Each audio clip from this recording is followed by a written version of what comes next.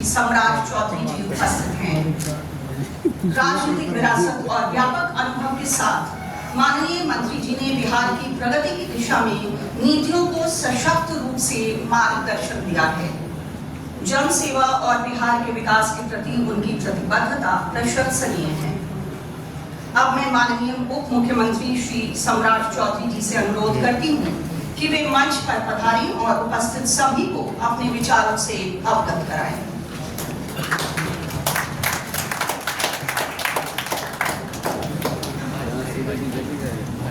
वहाँ 3 बजे है ना पीछे 11:30 में पीछे सम्मान के केंद्रीय मंत्री आज यहाँ Bihar leads the rising east national seminar की इस कार्यक्रम में उपस्थित डॉक्टर विनय सहस्त्रबुद्धे जी, इस कार्यक्रम में उपस्थित प्रोफेसर हेमंत वर्मा जी, Rana Singh ji, director CIMB, doctor कुमुद कुमार जी, इस मंच के सामने उपस्थित हमारे आदरणीय हरेंद्र प्रताप जी, डॉक्टर राजेंद्र गुप्ता जी, गुरु प्रकाश जी, अन्य कई महत्वपूर्ण साथी, स्वर्ण आयोग के सदस्य भी यहाँ पर उपस्थित हैं, जगदीश झा जी, अन्य सभी महानुभाव जो बिहार को बढ़ते हुए और पूरब का विकास, राइजिंग ऑफ ईस्ट, जब पूरब के विकास की चर्चा पर आप लोग सभी लोग यहाँ पर उपस्थित हुए हैं, मैं सबको बधाई भी देता हूँ, धन्यवाद भी देता हूँ कि इतने महत्वपूर्ण विषय पर आप लोग चर्चा कर रहे हैं। स्वाभाविक है कि हमारा गौरवशाली इतिहास रहा। आज से लगभग 2700 वर्ष पहले हम रूलर थे और स्वर्णिम काल भी हम ही ने दिया। मगध की यह धरती जिसकी राजधानी पाटलिपुत्र हुआ करता था, वो आज पटना है। इसने इस पूरे दुनिया में स्वर्णिम काल दिया, भारत को सोने की चिड़िया बनाने का काम किया और लंबे समय तक उस विरासत को हम ढोते रहे। दुर्भाग्य रहा हमारा, कई आतंकी आए, कभी मुगल आए, कभी अंग्रेज आए, सबने लूटने का काम किया। किसी ने भारत को भारत नहीं समझा और अखंड भारत का सपना जो आज से लगभग 2700 वर्ष पहले अर्थशास्त्री के तौर पर मार्गदर्शक पंडित चाणक्य ने देखा था, उस भारत की कल्पना को बनाने में जो उस समय 100 वर्ष 200 वर्षों तक अर्थव्यवस्था खड़ा किया गया, बाद के खंडों में हम उन चीजों को बचा नहीं पाए।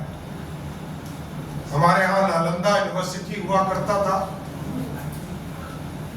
लोग कहते हैं, इतिहासकार कहते हैं कि उस जमाने में लगभग 90 लाख किताबें जलाई गई और लगभग 6 महीने तक वहां से धुआं निकलते रहा, आग जलते रहे। लेकिन देश के यशस्वी प्रधानमंत्री जी जब 2024 में 9 जून को फिर से वो प्रधानमंत्री बने, तो मैं उनको धन्यवाद देता हूं कि वो पहला कार्यक्रम बिहार की धरती पर उन्होंने किया और वो गौरवशाली इतिहास का क्षण था जब नालंदा को फिर से स्थापित करने का काम आदरणीय प्रधानमंत्री नरेंद्र मोदी जी और बिहार के लोकप्रिय मुख्यमंत्री नीतीश कुमार ने किया। ये लंबे समय से चल रहा और इस बार भी उसी दौरान उन्होंने कहा कि 2 यूनिवर्सिटी बिहार की, एक जिसकी स्थापना उस दिन वो कर रहे थे 19 जून 2024 को, तो उन्होंने कहा कि विक्रमशिला को भी जल्द बनवाओ। और हमें खुशी है कि हम लोग उसके जमीन देने में सफल हुए हैं और भारत सरकार उसकी प्रक्रिया कर रही है। और हमें पूर्ण भरोसा है कि ये जो सदन चलेगा, इस सदन में भी विक्रमशिला यूनिवर्सिटी को फिर से स्थापित करने का प्रस्ताव पूरी देश की सांसद पारित करने का काम करेगी। लेकिन स्वाभाविक है, जो थीम है आपका राइजिंग ईस्ट, ये अपने आप में गेटवे है। मैं कहता रहा हूं कि इस देश में 4 कैपिटल है और 4 में 3 कैपिटल, चेन्नई हो जो मेट्रो है, सॉरी कैपिटल नहीं, मेट्रो के तौर पर चेन्नई के चारों तरफ आप देखेंगे, एक तरफ समुद्र है, 3 तरफ पूरा विकास ही विकास दिखता है। मुंबई है, उसके एक तरफ समुद्र है, दूसरे तरफ बेंगलोर, तीसरे तरफ गुजरात और मध्य प्रदेश, सब विकसित है।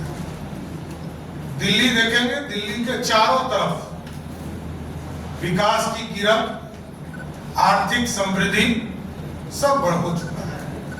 लेकिन जब आप कलकत्ता देखेंगे तो उसके चारों तरफ, एक तरफ जो अंडमान निकोबार है, उसके चारों तरफ सिर्फ गरीबी ही गरीबी दिखता है। उसका मूल कारण है कि जो गेटवे है कलकत्ता, वो पूरी तरह ब्लॉक है।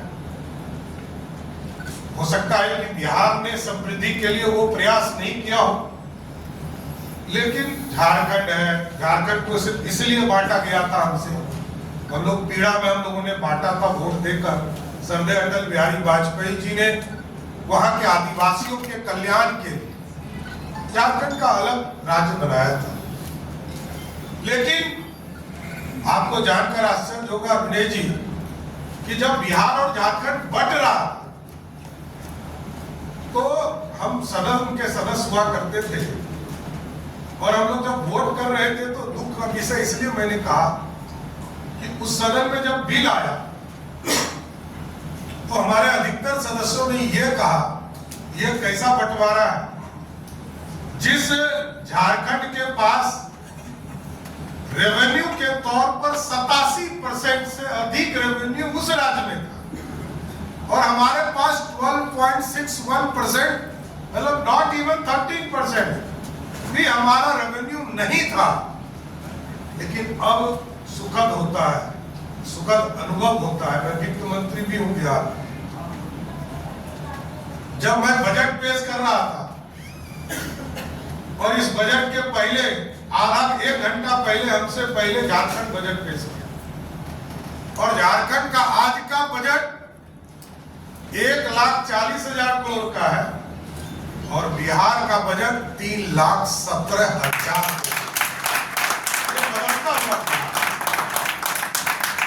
और आज आर्थिक तौर पर भी हम खड़े हैं और इसलिए हमें गर्व है। कल तक हमें कमजोरी लगता था कि हमारी जो बिहार है, इसकी आबादी हमारी कमजोर है। लेकिन आदरणीय प्रधानमंत्री जी को मैं धन्यवाद देना चाहता हूं। इस देश में तो चर्चा जीएसटी के कई लंबे समय से था, कभी नहीं हो पाता। कठोर निर्णय के लिए मोदी जी के हिस्से में ही पड़ा और कठोर निर्णय लेने का भी काम करते हैं। 60 के दशक से इस भारत में चर्चा थी कि हम जीएसटी लाएंगे, कानून बनाएंगे, भारत को समृद्ध बनाएंगे, लेकिन बनाता कोई नहीं था। हमें बहुत खुशी हुई जब जीएसटी का पूरा खाका हम लोगों ने देखा। आज भी जीएसटी काउंसिल के बैठकों में जब देश में बिहार का प्रतिनिधित्व करता हूं तो गौरव लगता है कि जिस बिहार के पास लोग कहते हैं कि कोई फैक्ट्री नहीं, कोई आर्थिक व्यवस्था खड़ा नहीं, लेकिन क्योंकि हम मार्केट है तो मार्केट के तरफ तो देखना ही पड़ेगा। कल तक हम बिस्किट का डिब्बा खरीदते थे तो हमको कोई पैसा नहीं आता। एक्साइज ड्यूटी एक्साइज वाले लेते थे, वैट उस राज्य के लोग लेते थे और हम कुछ चुनिंदे राशि लेकर खुश हो जाते थे। लेकिन नरेंद्र मोदी जी की कृपा से और श्रद्धेय अरुण जेटली जी की कृपा से भारत की अर्थव्यवस्था ऐसी खड़ी हुई कि बिहार जैसा राज्य जहां 14 करोड़ की आबादी है, उस आबादी में पहली बार गौरव हुआ कि मेरे पास 14 करोड़ मार्केट है, जिससे हम बिहार की अर्थव्यवस्था को खड़ा करने में सफल हो रहे हैं। हमारी अर्थव्यवस्था तो 60,000 करोड़ रुपया भी हमको अपना संसाधन से नहीं आता, लेकिन हम जीएसटी से जैसे ही जुड़ते हैं तो आपको जानकर आश्चर्य होगा कि बिहार जैसे राज्य को जीएसटी के हिस्सेदारी से लगभग 1 लाख करोड़ रुपया बिहार जैसे राज्य को मिलता है, क्योंकि हम मार्केट, लेकिन इसके बावजूद